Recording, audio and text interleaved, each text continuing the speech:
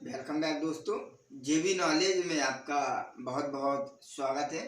आज हम बात करेंगे पॉलिटिकल साइंस के कुछ शब्दों के बारे में, जिनका उपयोग तो हम अक्सर करते रहते हैं, लेकिन उनका अर्थ नहीं समझ पाते हैं कि इनका अर्थ क्या है।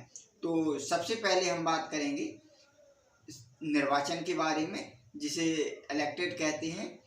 जिन व्यक्तियों को हम या जनता वोट देकर के जिताती है, तो उन व्यक्तियों को या उनके पद को हम निर्वाचित की श्रेणी में रखते हैं या इलेक्टेड की श्रेणी में रखते हैं। जैसे ग्राम प्रधान के की बात की जाए, या विधायक की बात की जाए, या सांसद की बात की जाए, तो इन सभी को हम निर्वाचित की श्रेणी में रखते हैं। जबकि एक नए दूसरा शब्द नॉमिनेटेड या मनोनीत के बारे में बात करेंगे। यानी कि किसी विशेष समुदाय का कोई उचित प्रतिनिधित्व करने वाला व्यक्ति जब नहीं होता है, तो उनके लिए हमारे संविधान में एक अलग से जगह दी गई है, जिसे उनके लिए मनोनीत किया जाता है।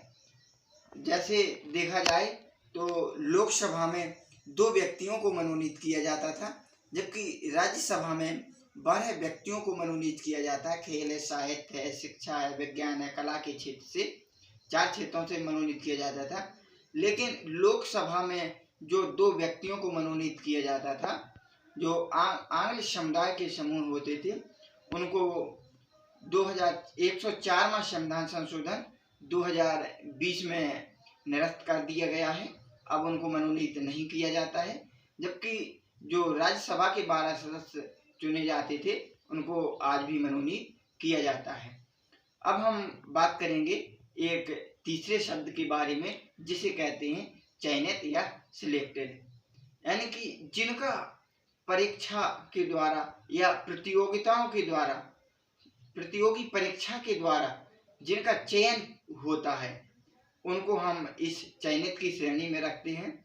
चाहे हम कोई भी पद देख लें, जो सरकार के द्वारा जिसका पेपर या परीक्षा कराई जाती है, जैसे IAS देख लें, PCS देख लें, SI देख लें, आदि समस्त पदों पर जो व्यक्ति प्रतियोगी परीक्षा पास करते हैं, उनका चयन किया जाता है। और एक चौथे शब्द के बारे में बात करेंगे, जिसे नियुक्ति कहते हैं या नियुक्त कहते हैं, जिसे कहते हैं अपोनेंट। यानी कि अपने स्वविवेक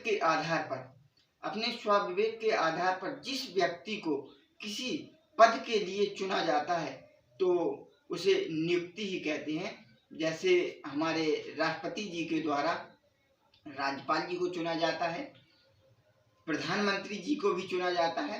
प्रधानमंत्री जी का ना तो निर्वाचन होता है, ना चयन होता है, ना मनोनीत किया जाता है, उनकी नियुक्ति होती है। जबकि जो सांसदों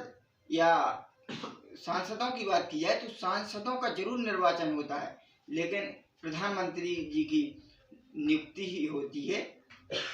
और सुप्रीम कोर्ट या हाई कोर्ट के जो मुख्य न्यायाधीश होते हैं, तो उनकी भी नियुक्ति की जाती है। इसी के साथ साथ सभी को जय हिंद। अगर वीडियो अच्छा लगे तो लाइक, शेयर और सब्सक्राइब भी कर सकते हैं।